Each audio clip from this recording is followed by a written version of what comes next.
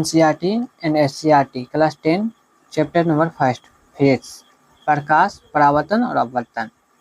Question number 1, समतल दर्पण की फोकस दूरी होती है ए अनंत, बी 0, सी 100 सेंटीमीटर, डी 50 सेंटीमीटर। तो इसका सही आंसर होगा ए अनंत। इसका सही आंसर होगा अनंत। क्वेश्चन नंबर 2, गोलीय दर्पण के परावर्तक पृष्ठ की वृत्ताकार सीमा रेखा का व्यास कहलाता है ए वक्रता त्रिज्या, बी प्रधान अक्ष, सी गोलीय दर्पण का द्वारक, डी मुख्य फोकस। तो इसका सही आंसर ऑप्शन नंबर सी गोलीय दर्पण का द्वारक। उत्तल लेंस के सामने वस्तु कहाँ रखने पर प्रतिबिंब वस्तु के बराबर आकार का बनेगा ए 2f पर, बी f पर, प्रकाशीय केंद्र पर या 2f तथा f के बीच। तो आंसर ए 2f पर। 2f इसे हम सी यानी कि वक्रता केंद्र भी बोलते हैं। 2f यानी वक्रता केंद्र। लेंस की शक्ति का इकाई क्या होता है? लेंस की शक्ति का इकाई क्या होता है? ए डायोप्टर, बी मीटर, सी सेंटीमीटर, डी किलोमीटर। तो लेंस की शक्ति का मात्रक डायोप्टर होता है और एक डायोप्टर बराबर 1/f यानी कि फोकस दूरी के व्युत्क्रमानुपाती होते हैं।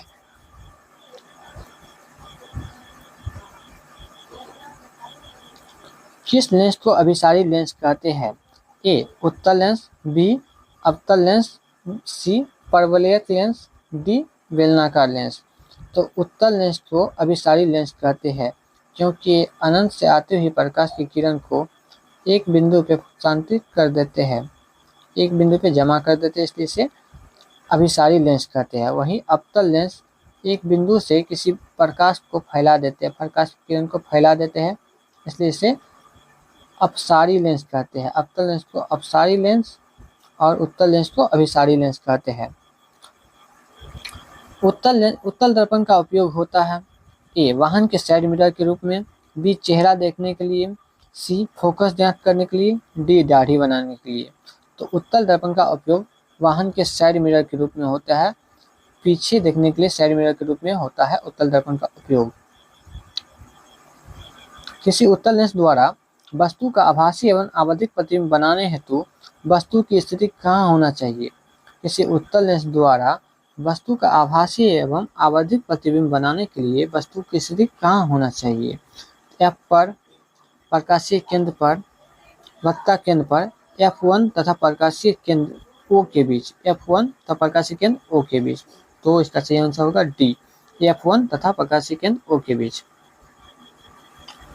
क्वेश्चन नंबर 8, दर्पण का सूत्र क्या है? यानी दर्पण सूत्र क्या है? 1/v + 1/u बराबर 1/f, बी 1/v - 1/u बराबर 1/f, 1/f + 1/u बराबर 1/v, डी 1/f + 1/v बराबर 1/u। तो दर्पण सूत्र option number A 1/v + 1/u बराबर 1/f।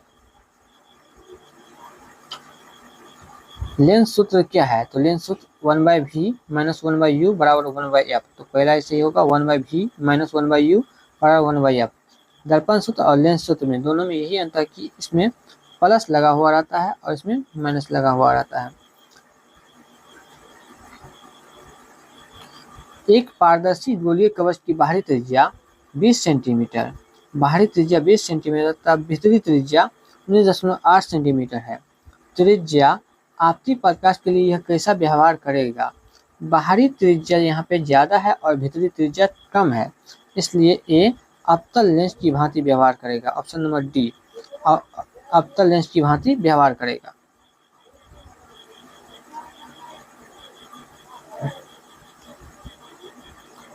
प्रश्न नंबर 11, सरल सूक्ष्मदर्शी में किस प्रकार के लेंस कार्य करते हैं?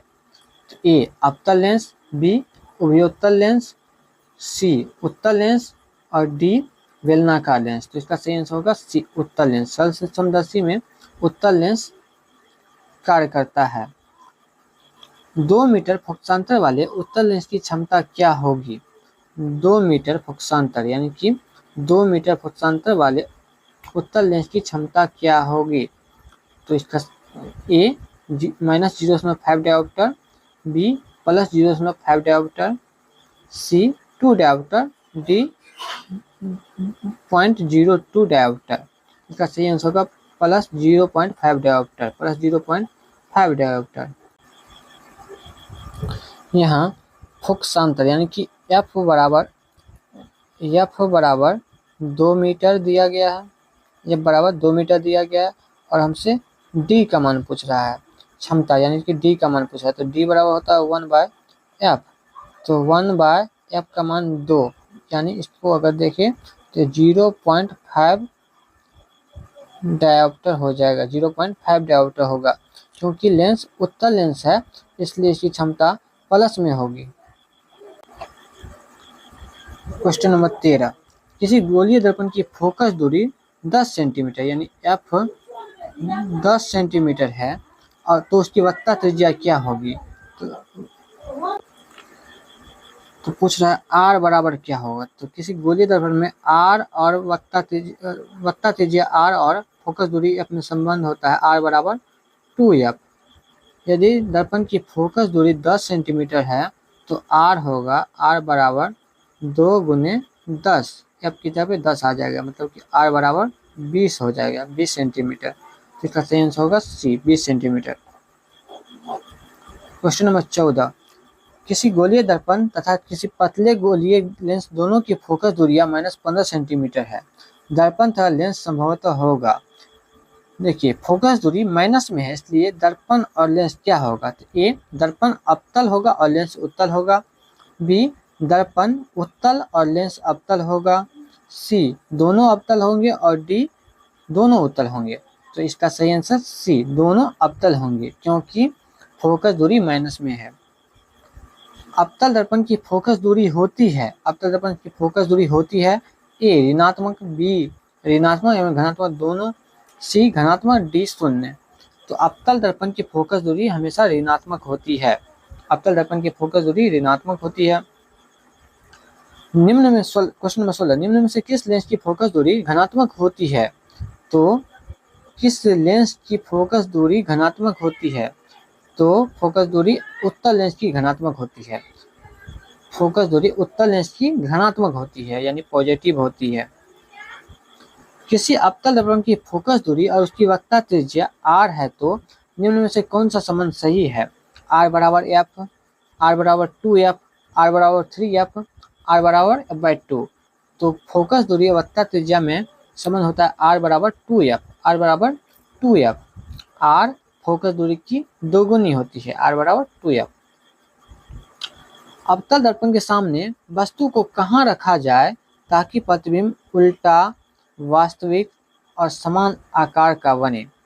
तो अवतल दर्पण के सामने वस्तु को कहाँ रखा जाए कि प्रतिबिंब वास्तविक हो, उल्टा हो और वस्तु के समान आकार का हो। तो ऐसा एक ही कंडीशन बनता है जहाँ पे वस्तु को रखा जा सकता है और वो है वक्रता केंद्र सी पर वस्तु को रखने पर वस्तु का प्रतिबिंब वास्तविक, समान साइज का और उल्टा बनता है।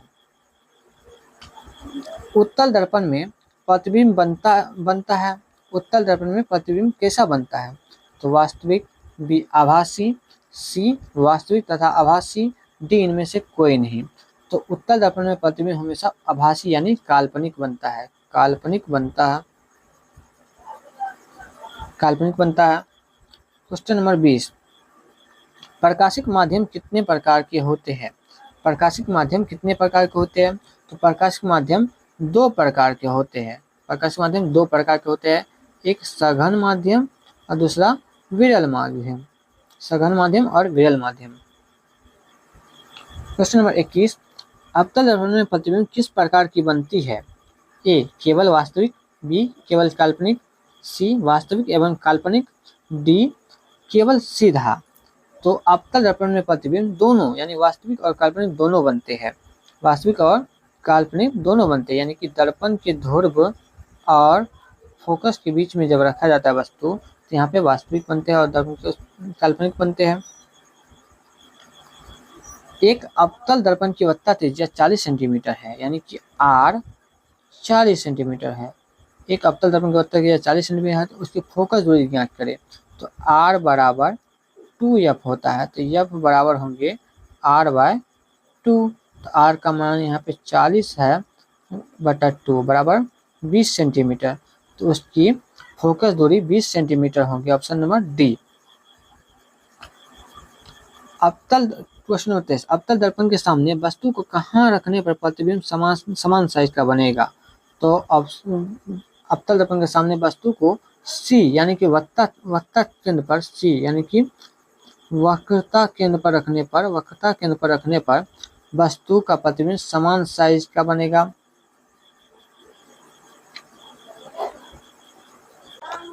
क्वेश्चन नंबर 24, किसी अवतल दर्पण की वक्रता त्रिज्या 30 सेंटीमीटर है तो उसको नाभ्यंतर यानी कि फोकस दूरी पूछ रही है। यदि r बराबर 30 सेंटीमीटर है तो f पूछ रहा है, तो f तो r बराबर क्या होता है, r बराबर 2f यानी f बराबर r/2। तो r का मान दिया गया है 30 सेंटीमीटर बाई 2 कट के 15 हो जाएगा, तो r बराबर यानी f बराबर 15 सेंटीमीटर होगा, 15 सेंटीमीटर। जब प्रिज्म से, प्रश्न नंबर 25, जब प्रिज्म से किसी प्रकार प्रकाश किरण का अपवर्तन होता है तो आपतित किरण एवं निर्गत किरण के बीच बने कोण को क्या कहते हैं? ए विचलन कोण, बी अपवर्तन कोण, सी क्रांतिक कोण और डी परावर्तन कोण। तो इसका सही आंसर होगा ऑप्शन नंबर ए विचलन कोण। निम्नलिखित में से जल का अपवर्तनांक कौन सा है? ए 1.33, बी 1.30, सी 2.33, डी 1.73। तो जल का अपवर्तनांक 1.33 होता है। क्रांतिक कोण के लिए अपवर्तन कोण का मान कितना होता है? तो क्रांतिक कोण के लिए अपवर्तन कोण का मान 90 डिग्री होता है, 90 डिग्री होता है। प्रकाश के पीछे लौटने की प्रक्रिया क्या कहते हैं? यानी किसी सतह से टकरा कर प्रकाश को वापस लौटने की प्रक्रिया क्या कहलाता है? तो प्रकाश का परावर्तन, प्रकाश के पीछे लौटने की प्रक्रिया को प्रकाश का परावर्तन कहते हैं। प्रकाश के परावर्तन के दूसरे नियम में किसका मान समान होता है? तो क्वेश्चन 29 दिया गया है, प्रकाश के परावर्तन के दूसरे नियम में किसका मान समान होता है? ए अपवर्तन कोण क्रांतिक कोण के बराबर होता है, नहीं। आपतन कोण परावर्तन कोण के बराबर होता है। विचलन का कोण निर्गत कोण के बराबर होता है। डी निर्गत कोण क्रांतिक कोण के बराबर होते हैं। तो प्रकाश के परावर्तन के दूसरे नियम से आपतन कोण सदैव परावर्तन कोण के बराबर होते हैं, मतलब option number B. Question number 30, प्रकाश अपवर्तन के कितने नियम है? तो सिंपल सा क्वेश्चन है, ऑप्शन नंबर बी। प्रकाश के परावर्तन के 2 नियम होते हैं, आपतन कोण, परावर्तन कोण और आपतन बिंदु पर डाला गया अभिलंब, तीनों एक ही तल में होते हैं। दूसरा नियम, आपतन कोण सदैव परावर्तन कोण के बराबर होते हैं। क्वेश्चन नंबर 31, हजामत बनाने वाले कौन सा दर्पण का प्रयोग करते हैं? यानी कि दाढ़ी बनाने वाले, सैलून में जो होते हैं दाढ़ी बनाने वाले, कौन सा दर्पण का प्रयोग करते हैं? तो दाढ़ी बनाने के लिए अवतल दर्पण का प्रयोग किया जाता है, दाढ़ी बनाने के लिए अवतल दर्पण का प्रयोग किया जाता है। क्वेश्चन नंबर 32, कांच की एक समांतर पट्टिका पर श्वेत किरण तिरछी आपतित होती है।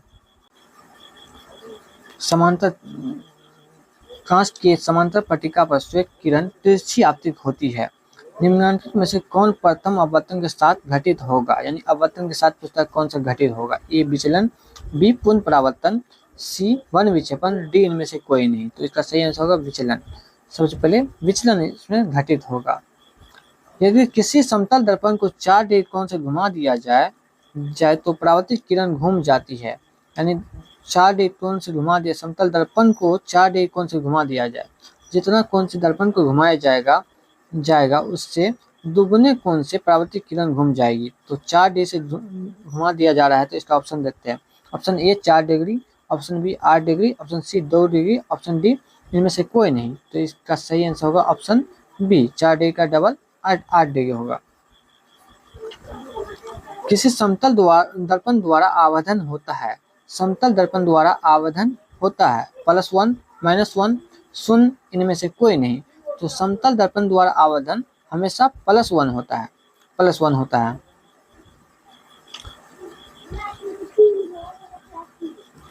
आवर्धन क्या होता है कि प्रतिबिंब की ऊंचाई और वस्तु की ऊंचाई का अनुपात को आवर्धन कहते हैं। तो समतल दर्पण में प्रतिबिंब और वस्तु की ऊंचाई दोनों समान होते हैं, इसलिए इसका आवर्धन हमेशा +1 होगा। आवर्धन होता है v/u होता है। Question number 35। एक व्यक्ति जिसकी लंबाई 1.5 मीटर है को अपना संपूर्ण प्रतिबिंब देखने के लिए समतल दर्पण की न्यूनतम लंबाई कितनी होनी चाहिए? किसी भी चीज का संपूर्ण प्रतिबिंब देखने के लिए समतल दर्पण में उसका दर्पण की ऊंचाई उस वस्तु की ऊंचाई की कम से कम आधी होनी चाहिए। तो 1.5 मीटर इसकी ऊंचाई वस्तु की ऊंचाई है, व्यक्ति की ऊंचाई है, तो उसे अपना प्रतिबिंब देखने के लिए option A 1.5 metre, option B 3 metre, option C 0.75 metre, इनमें से कोई नहीं। न्यूनतम पूछ रहा है, ये तो अधिकतम हो गए, ये भी अधिकतम हो गए, न्यूनतम यानी उस कम से कम आधा होना चाहिए, तो आधा होगा 0.75 मीटर। Question number 36।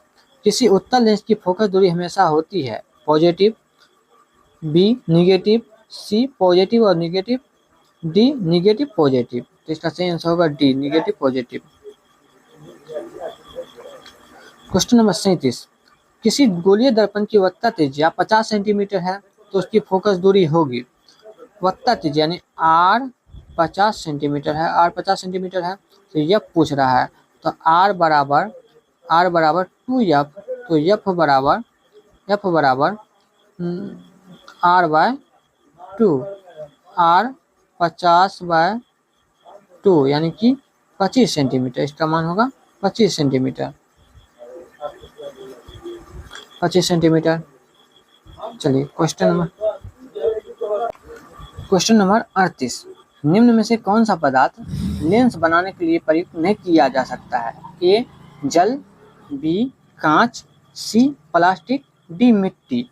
तो मिट्टी का प्रयोग लेंस बनाने के लिए प्रयुक्त नहीं किया जा सकता है। Question number 39। किसी शब्दकोश में पाए गए छोटे अक्षरों को पढ़ते समय आप निम्न में से कौन सा लेंस पसंद करेंगे? ए 50 सेंटीमीटर फोकस दूरी का एक उत्तल लेंस, बी 50 सेंटीमीटर फोकस दूरी का एक अवतल लेंस, सी 5 सेंटीमीटर फोकस दूरी का एक उत्तल लेंस, डी 5 सेंटीमीटर फोकस दूरी का एक अवतल लेंस। तो शब्दकोश यानी डिक्शनरी के अक्षर को पढ़ने के लिए हमारे लिए सबसे ज़्यादा उपयुक्त इसमें से 5 सेंटीमीटर फोकस दूरी का एक उत्तल लेंस सबसे ज़्यादा उपयोगी होगा। Question number 40। आत्मदीप्त वस्तुएं है। आत्मदीप्त वस्तुएं उसे बोलते हैं जिनसे खुद प्रकाश निकलती है, खुद प्रकाश का उत्सर्जित करती है। तो ऑप्शन ए स्वयं प्रकाश उत्सर्जित करती है, ऑप्शन बी स्वयं प्रकाश उत्सर्जित नहीं करती है, सी स्वयं प्रकाश उत्सर्जित नहीं करती है तो अदीप्त हो जाएगा, अदीप्त। दूसरी वस्तुओं से प्राप्त प्रकाश परावर्तित करती है, जैसे कि चांद दूसरी वस्तुओं से प्रकाश लेकर उसे परावर्तित करती है। डी कभी प्रकाश उत्सर्जित करती है और कभी नहीं करती है। तो इसका आत्मदीप्त पूछा है, तो इसका सही आंसर होगा जो स्वयं प्रकाश उत्सर्जित करते हैं, स्वयं प्रकाश उत्सर्जित करते हैं। Question number 41। किसी बिंदु वस्तु से निकलकर किरणें किसी लेंस से अपवर्तित होकर जिस बिंदु पर मिलती है उसे क्या कहते हैं? किसी बिंदु वस्तु से निकलकर किरणें किसी लेंस से अपवर्तित होकर जिस बिंदु पर मिलती है उसे क्या कहते हैं? ए वक्रता केंद्र, बी प्रतिबिंब बिंदु, सी फोकस, डी प्रकाश केंद्र। तो इसका सही आंसर होगा फोकस, सी फोकस। उत्तल दर्पण क्वेश्चन नंबर 42। उत्तल दर्पण द्वारा बना प्रतिबिंब होता है ए उल्टा, बी सीधा एवं बड़ा, सी उल्टा एवं बड़ा, डी सीधा एवं छोटा। तो उत्तल दर्पण द्वारा बना प्रतिबिंब हमेशा सीधा एवं छोटा होता है, सीधा एवं छोटा होता है, इसलिए हम उत्तल दर्पण का उपयोग साइड मिरर के रूप में करते हैं। साइड मिरर, गाड़ियों के साइड मिरर के रूप में उत्तल दर्पण का प्रयोग करते हैं। Question number 43।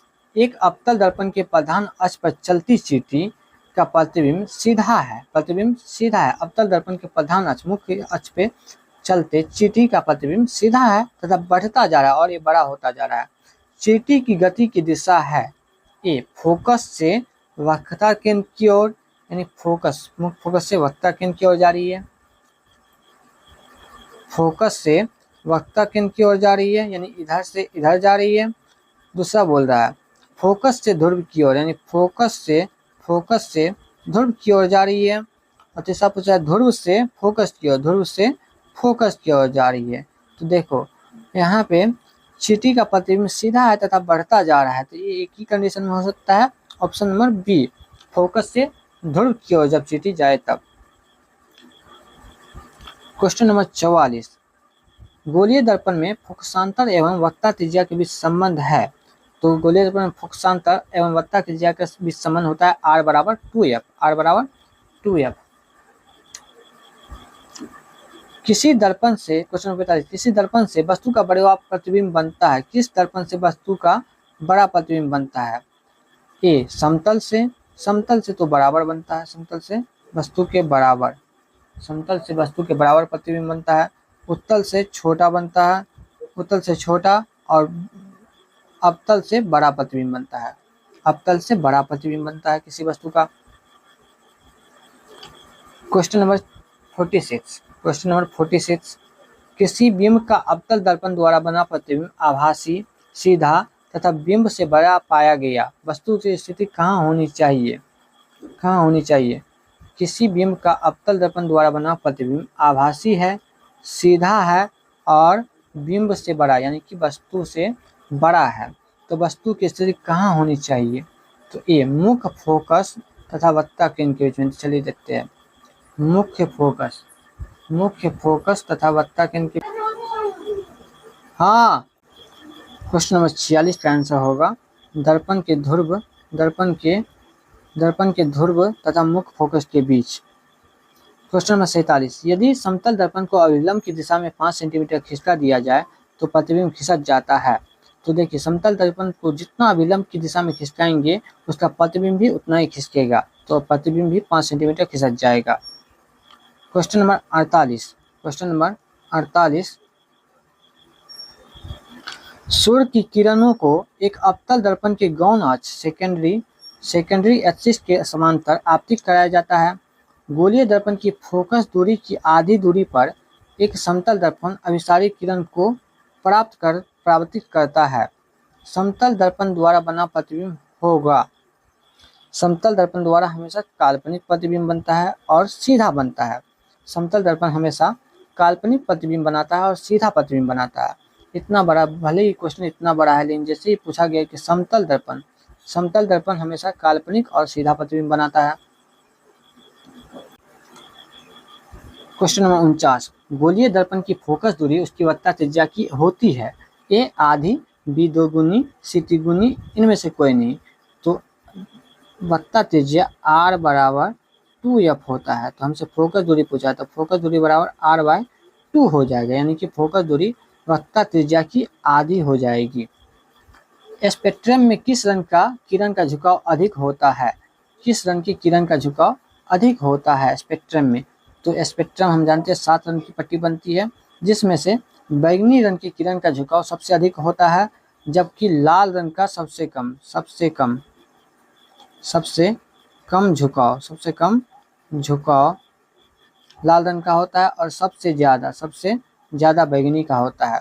सबसे ज़्यादा तरंगदैर्घ्य सबसे ज़्यादा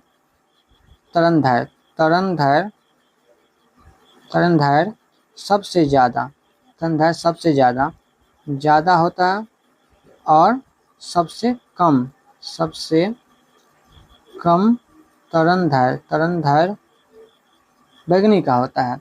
सबसे ज़्यादा तरंगदैर्घ्य लाल रंग का और सबसे कम तरंगदैर्घ्य बैंगनी रंग का होता है। प्रश्न में पूछा है कि किसका झुकाव सबसे अधिक होता है, यानी किसका विचलन सबसे अधिक होता है, तो बैंगनी रंग का विचलन सबसे अधिक होता है।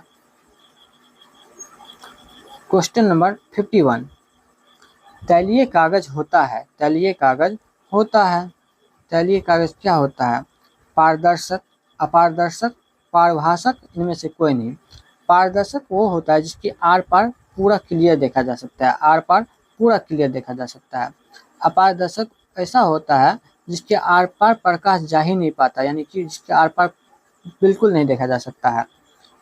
पारभाषक वो होता है जिससे होकर कुछ प्रकाश की किरणें आर पार जाती है, जिससे कि कुछ हमें धुंधला दिखाई देता है। तो तेल लगे हुए कागज़ को लेकर जब हम देखते हैं तो वो उससे हमें उस तरफ की वस्तु धुंधला धुंधला दिखाई देता है, इसलिए हमें प्रभाषक होगा या इसी को हम प्रभासी पदार्थ बोलते हैं। क्वेश्चन नंबर 52, किसी दर्पण से आप चाहे कितनी ही दूरी पे खड़े हो, आपका प्रतिबिंब सदा सीधा सीधा प्रतीत होता है। समतल दर्पण कौन सा है? हमेशा सीधा प्रतिबिंब बनाने वाला दर्पण कौन सा है? तो हम देखते हैं ऑप्शन ए केवल समतल, ऑप्शन बी केवल अवतल, ऑप्शन सी केवल उत्तल, डी या तो समतल अथवा उत्तल। तो समतल दर्पण से भी सीधा प्रतिबिंब बनता है, समतल दर्पण से भी हमेशा सीधा प्रतिबिंब बनता है और उत्तल दर्पण से भी हमेशा सीधा प्रतिबिंब बनता है, इसलिए हमारा ऑप्शन डी हो जाएगा। क्वेश्चन नंबर 53, किस दर्पण से हमेशा वस्तु से छोटा प्रतिबिंब बनता है? किस दर्पण से हमेशा वस्तु से छोटा प्रतिबिंब बनता है? तो उत्तल दर्पण से हमेशा वस्तु से छोटा प्रतिबिंब बनता है। समतल दर्पण से वस्तु के बराबर प्रतिबिंब बनता है, अवतल दर्पण से वस्तु से बड़ा प्रतिबिंब और छोटा दोनों बनते हैं, लेकिन हमेशा पूछा है तो हमेशा उत्तल दर्पण से वस्तु से छोटा प्रतिबिंब बनता है। क्वेश्चन नंबर 54, -4 डायोप्टर क्षमता वाले अवतल लेंस की फोकस दूरी होगी। तो यहाँ पे डायोप्टर दिया गया है -4, तो डायोप्टर -4 दिया गया है। डी बराबर हम जानते हैं डी बराबर 1/f होता है और यहाँ पे f हमेशा मीटर में होता है, मीटर में होता है तो डी बराबर 1/f। तो यहाँ पे हम 4 ले ले, इसका उल्टा ले ले -4, यहाँ पे हम -4 नहीं, यहाँ पे 4 ले ले इसका उल्टा, तो हो जाएगा। अगर हम इसको सेंटीमीटर में बदलना चाहते हैं, सेंटीमीटर में बदलना है तो इसे 100 से भागा देना पड़ेगा 4, तो इसे काट देंगे तो यहाँ पे होगा 25 सेंटीमीटर, 25 सेंटीमीटर। क्वेश्चन नंबर 55, निर्गत किरण एवं अभिलंब के बीच के कोण को कहते हैं। तो निर्गत किरण एवं अभिलंब के बीच के कोण को निर्गत कोण कहते हैं। क्वेश्चन नंबर 56, समतल दर्पण के द्वारा बने प्रतिबिंब वस्तुओं का प्रतिबिंब कैसा होता है? तो ऑप्शन ए वास्तविक, ऑप्शन बी काल्पनिक, ऑप्शन सी उल्टा, ऑप्शन डी आगे। तो समतल दर्पण के द्वारा बने वस्तुओं का प्रतिबिंब हमेशा काल्पनिक होता है और वस्तु के बराबर होता है, काल्पनिक और वस्तु के बराबर होता है।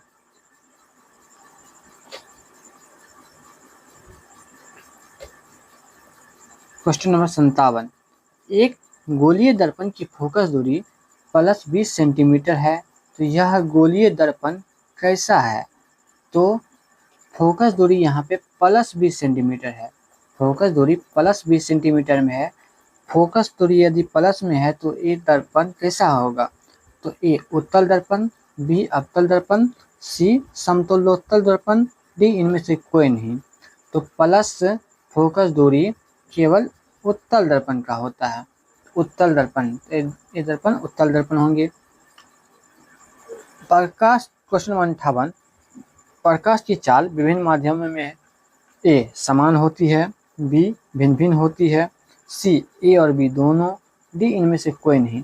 तो प्रकाश की चाल विभिन्न माध्यमों में अलग अलग होती है, भिन्न भिन्न होती है।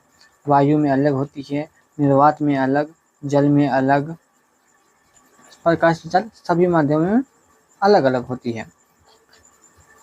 क्वेश्चन नंबर 59, स्नेल के नियम का गणितीय रूप कौन सा है?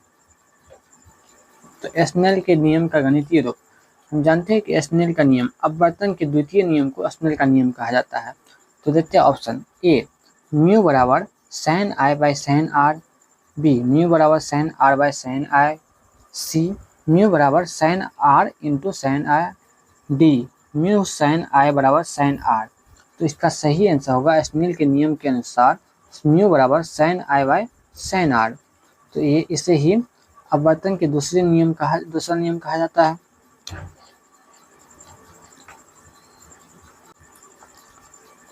क्वेश्चन नंबर 60, किसी कोलाइडी विलयन में निलंबित कणों से प्रकाश के प्रकीर्णन को कहा जाता है? ए वायुमंडलीय प्रभाव, बी किंडल प्रभाव, सी टिंडल प्रभाव, डी क्विंटल प्रभाव। तो किसी कोलाइडी विलयन में निलंबित कणों से प्रकाश के प्रकीर्णन को टिंडल प्रभाव कहा जाता है। टिंडल प्रभाव कहा जाता है।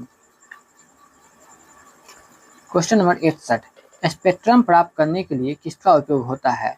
ए कांच की सिल्ली, बी अवतल दर्पण, सी उत्तल लेंस, डी प्रिज्म। तो डी प्रिज्म का प्रयोग होता है।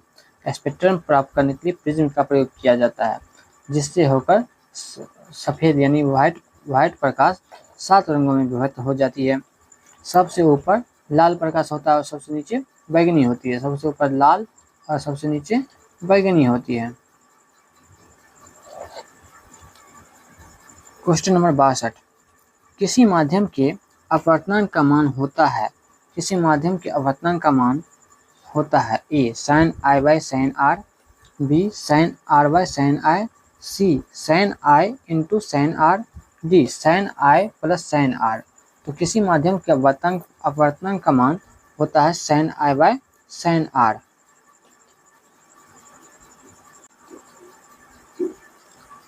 क्वेश्चन नंबर 63, उत्तल दर्पण में आवर्धन का महत्तम मान है? ए 2, बी 1, सी 1/2, डी अनंत। हम लोग जानते हैं कि उत्तल दर्पण में प्रतिबिंब छोटा बनता है और वस्तु की ऊंचाई ज़्यादा होगी और प्रतिबिंब छोटा बनेगा।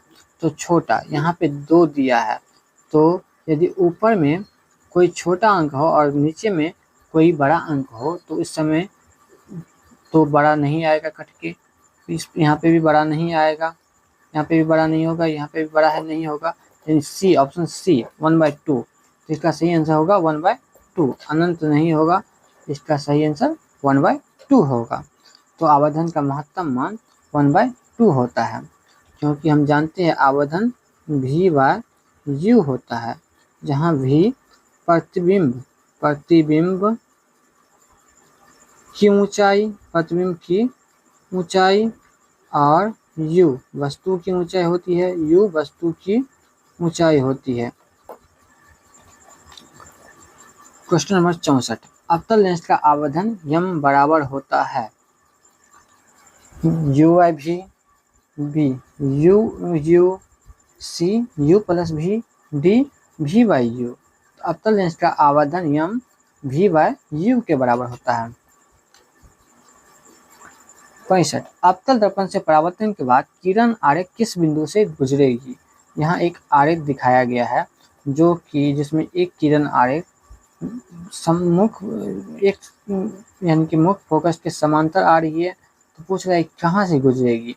तो जो किरण आरेख अनंत से आती है और मुख्य फोकस के समांतर आती है, वो हमेशा F से गुजरती है। तो इसका सही आंसर होगा F। क्वेश्चन नंबर 66, जब प्रकाश की किरण हवा से कांच में प्रवेश करती है तो मुड़ जाती है? ए अभिलंब से दूर, बी अभिलंब के निकट, सी अभिलंब के समांतर, डी इनमें से कोई नहीं। हम जानते हैं कि हवा से कांच में प्रवेश कर रही है। यहाँ पर हवा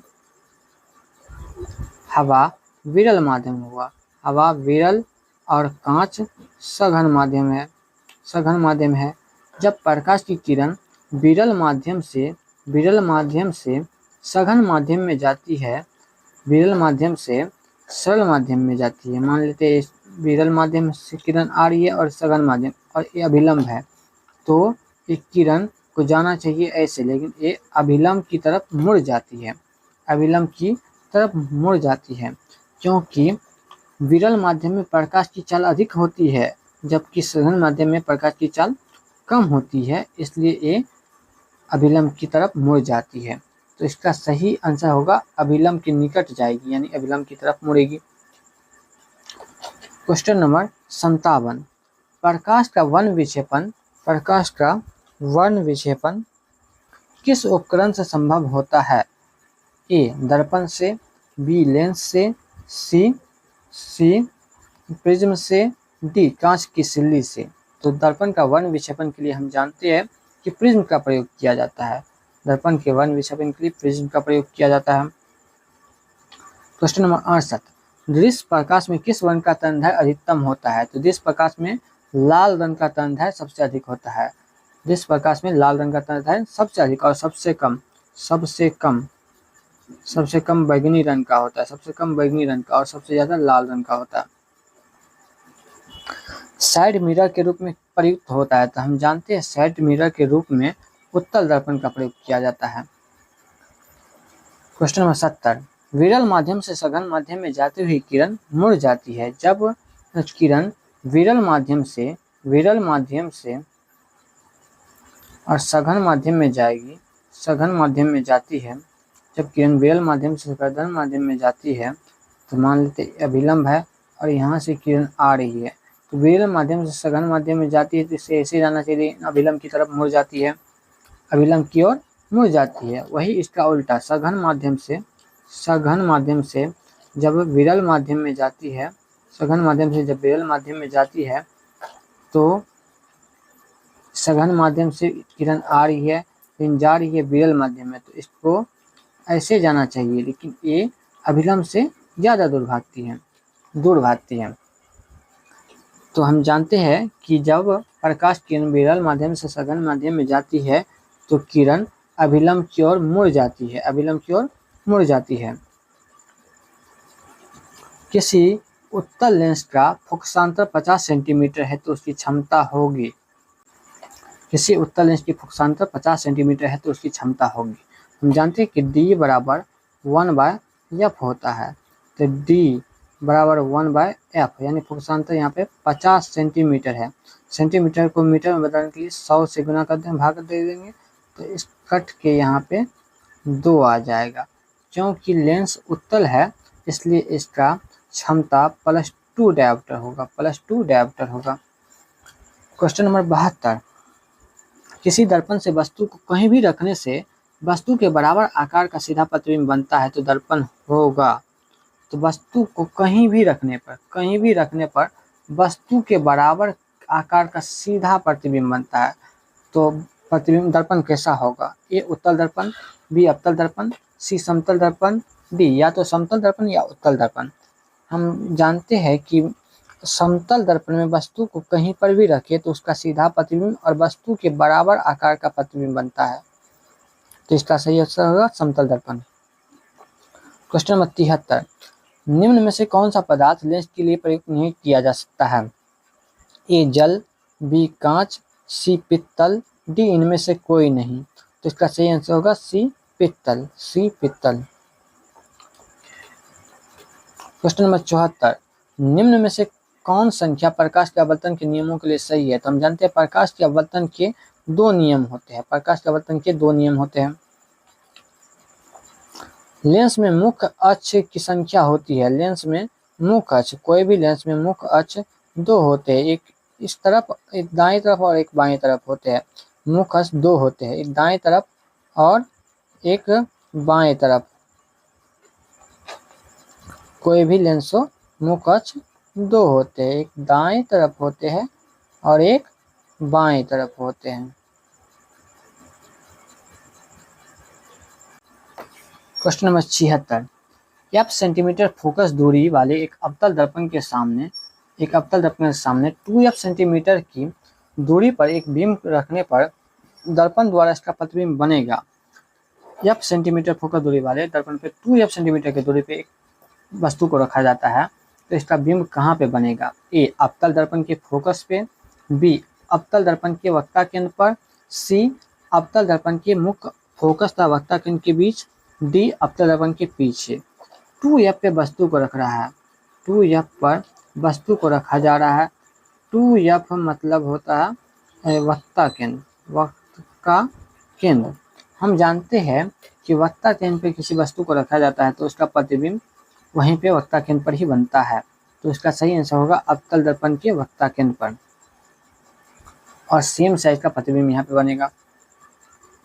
क्वेश्चन नंबर 77, निर्देशांक चिन्ह परिपाटी के अनुसार अवतल दर्पण तथा उत्तल दर्पण की फोकस दूरियां क्रमशः होती है। अवतल दर्पण तथा उत्तल दर्पण की फोकस दूरी होती है। अवतल दर्पण की फोकस दूरी और उत्तल दर्पण की फोकस दूरी पूछ रहा है कैसी होती है? तो ऑप्शन ए अवतल दर्पण की फोकस दूरी धनात्मक और उत्तल दर्पण की ऋणात्मक, बी अवतल दर्पण की ऋणात्मक और उत्तल दर्पण की धनात्मक। सी अवतल दर्पण की घनात्मक और उत्तल दर्पण की धनात्मक, डी अवतल दर्पण की ऋणात्मक, उत्तल दर्पण की ऋणात्मक। तो हम जानते हैं कि अवतल दर्पण की फोकस दूरी ऋणात्मक होती है, F माइनस में होती है, और उत्तल दर्पण की फोकस दूरी धनात्मक होती है, पॉजिटिव होती है। तो इसका सही आंसर होगा option number B. Question number 78, जब किसी बीम को अवतल दर्पण के वक्ता केंद्र का मुख्य फोकस के बीच रखा जाता है तो दर्पण द्वारा बना प्रतिबिंब होता है, ए वास्तविक उल्टा था वस्तु से बड़ा, बी वास्तविक उल्टा का वस्तु से छोटा, सी वास्तविक उल्टा का वस्तु के बराबर, डी काल्पनिक सीधा था वस्तु से बड़ा। जब किसी बीम को अवतल दर्पण के वक्ता केंद्र का मुख्य फोकस, अवतल दर्पण के वक्ता केंद्र और मुख्य फोकस के बीच जब वस्तु को रखा जाता है तो इसका प्रतिबिंब कैसा होगा? तो इसका प्रतिबिंब वास्तविक उल्टा तथा वस्तु से बड़ा होता है, वास्तविक उल्टा वस्तु से बराबर, इन दोनों के बीच रखा जाए तो वास्तविक उल्टा तथा वस्तु से बराबर होता है। जैसे ही F से इधर आना शुरू करेंगे वस्तु का प्रतिबिंब बड़ा होता जाएगा। क्वेश्चन नंबर 79, आंख नाक गला के चिकित्सक द्वारा उपयोग में लाए जाने वाला दर्पण है। आंख नाक का गला के यानी TNT, टूथ नोज और एक होता है आई के डॉक्टर किस दर्पण का प्रयोग करते हैं? तो ये अवतल दर्पण का प्रयोग करते हैं, अवतल दर्पण का प्रयोग करते हैं।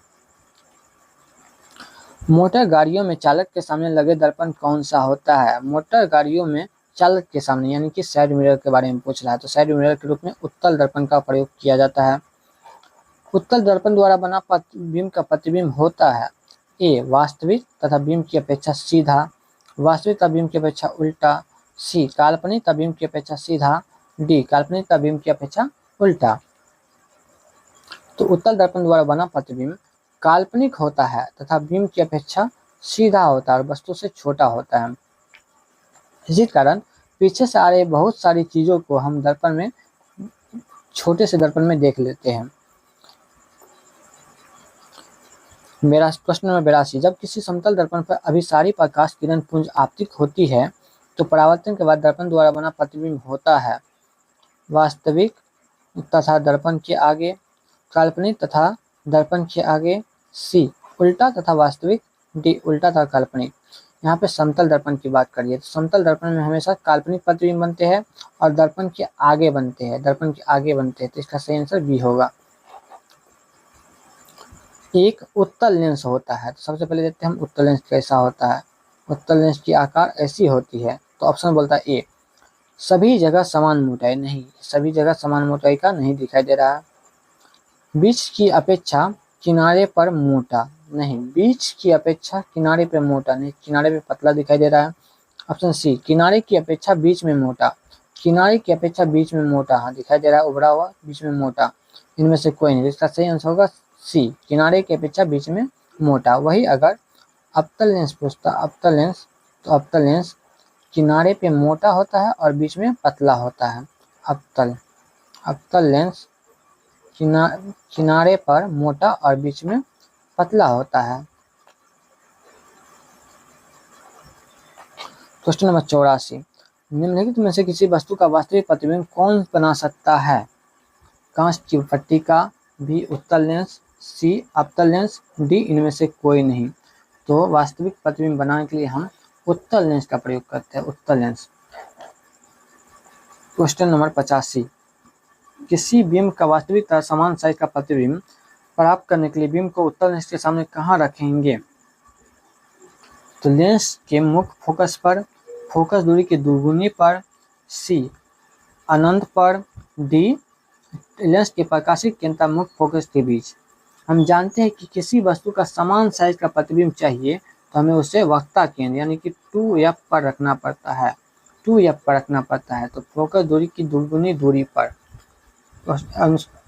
आंसर ऑप्शन बी, फोकस दूरी की दुगुनी दूरी पर रखना पड़ेगा। क्वेश्चन नंबर 86, टिंडल प्रभाव प्रकाश की कौन सी परिघटना को प्रदर्शित करता है? ए प्रकाश का परावर्तन, बी प्रकाश का अपवर्तन, सी प्रकाश का विक्षेपण, डी प्रकाश का प्रकीर्णन। तो टिंडल प्रभाव प्रकाश के प्रकीर्णन की घटना को प्रदर्शित करता है। क्वेश्चन नंबर 87, वायु में प्रकाश की चाल निर्वात की अपेक्षा होती है। वायु में प्रकाश की चाल निर्वात की अपेक्षा होती है। तो प्रकाश की चाल सबसे ज़्यादा निर्वात में होती है, सबसे ज़्यादा निर्वात में होती है, हाईएस्ट निर्वात में होती है। उसके बाद वायु आता है। तो वायु में प्रकाश की चाल निर्वात की अपेक्षा कम होगी। ऑप्शन ए कम होगी। क्वेश्चन नंबर 88, निम्न में से किस लेंस की फोकस दूरी धनात्मक होती है। तो अवतल लेंस की फोकस दूरी ऋणात्मक होती है, निगेटिव होती है। उत्तल लेंस इसकी पॉजिटिव होती है। तो हम जानते हैं कि इसमें धनात्मक पूछा गया है, तो इसका सही आंसर होगा उत्तल लेंस। क्वेश्चन नंबर 89, नई कातीय चिन्ह परिपाटी के अनुसार दर्पण के सामने रखे भीम की बीम दूरी ली जा सकती है। ए धनात्मक, बी ऋणात्मक, सी कभी धनात्मक कभी ऋणात्मक, डी इनमें से कोई नहीं। इसका सही आंसर होगा ऑप्शन नंबर बी ऋणात्मक। क्वेश्चन नंबर 90, निम्न में से किस माध्यम में प्रकाश की चाल अधिकतम होती है। तो ए निर्वात, बी जल, सी सीसा, डी हीरा। इससे पहले भी हम देखें तो प्रकाश की चाल सबसे ज़्यादा निर्वात में होती है, प्रकाश की चाल सबसे ज़्यादा निर्वात में होगी। क्वेश्चन नंबर 91, प्रकाश की चाल न्यूनतम होता है। ए निर्वात में, बी जल में, सी वायु में, डी कांच में। तो माध्यम जितना सघन होगा प्रकाश की चाल उतना ही कम होगा, और माध्यम जितना विरल, माध्यम जितना सघन होगा, जितना ज़्यादा सघन होगा, स्पीड ऑफ लाइट उतना ही कम होगा, और माध्यम विरल होगा तो स्पीड ऑफ लाइट ज़्यादा होगा। माध्यम में ये जितना विरल होगा उतना ही स्पीड ऑफ लाइट बढ़ेगा। तो यहाँ पर सबसे सघन माध्यम दिखाई दे रहा है कांच, तो कांच में प्रकाश की चाल यहाँ पे सबसे कम होगा। क्वेश्चन नंबर 92, निम्न में से किस दर्पण की फोकस दूरी धनात्मक होती है। तो फोकस दूरी धनात्मक होती है, इससे पहले हम देखें उत्तल दर्पण की फोकस दूरी धनात्मक होती है। क्वेश्चन नंबर 93, यदि किसी समबाहु त्रिभुज में यानी प्रिज्म में निर्गत कोण और विचलन कोण का क्रमशः 40 डिग्री और 30 डिग्री मान है, तो आपतन कोण का मान क्या होगा। ए 40 डिग्री, बी 50 डिग्री, सी 60 डिग्री, डी 70 डिग्री। तो इसका सही आंसर होगा 50 डिग्री। क्वेश्चन नंबर 94, एक उत्तल लेंस की क्षमता 1 डायोप्टर है। तो उस लेंस की फोकस दूरी है 1 डायोप्टर बराबर 1/f। डायोप्टर बराबर फोकस दूरी पूछा, तो 1 देखिए 1 है तो 1 मीटर में होता है, मीटर को सेंटीमीटर में बदलने के लिए 100 से भाग करना पड़ेगा। तो 100 ऊपर चला गया तो यहाँ पे होगा प्लस 100 सेंटीमीटर, क्योंकि लेंस उत्तल है और उत्तल लेंस की फोकस दूरी पॉजिटिव होती है, इसलिए 100 होगा इसका आंसर। क्वेश्चन नंबर 95, उत्तल लेंस द्वारा आवर्धित काल्पनिक प्रतिबिंब तब बनता है जब वस्तु रहती है। ए अनंत पर, बी फोकस और लेंस के बीच, सी फोकस पर, डी फोकस दूरी और दुगुनी फोकस दूरी के बीच। तो इसका सही आंसर होगा फोकस और लेंस के बीच।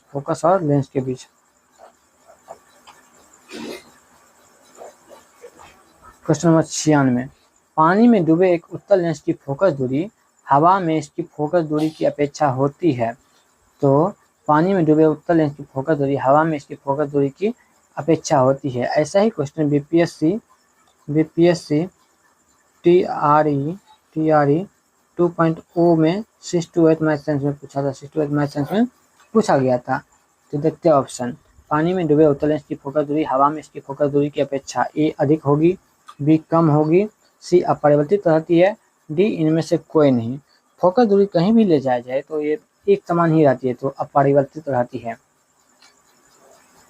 क्वेश्चन नंबर 97, तालाब का जल कम गहरा दिखाई देने का कारण है।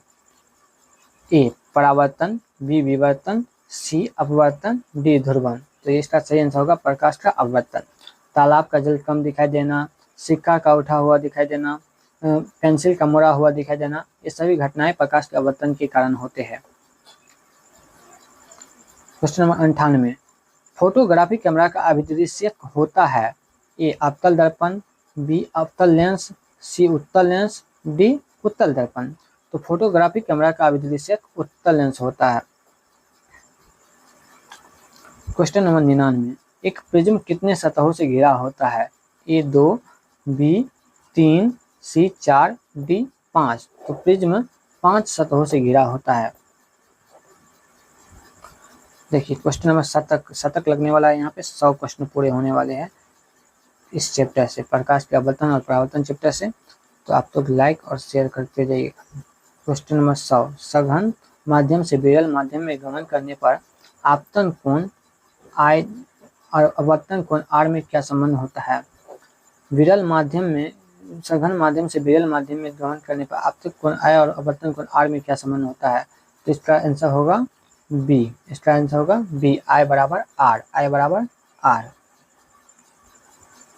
तो चलिए आज का 100 क्वेश्चन पूरा हुआ, फिर मिलते हैं अगले चैप्टर में हम सब।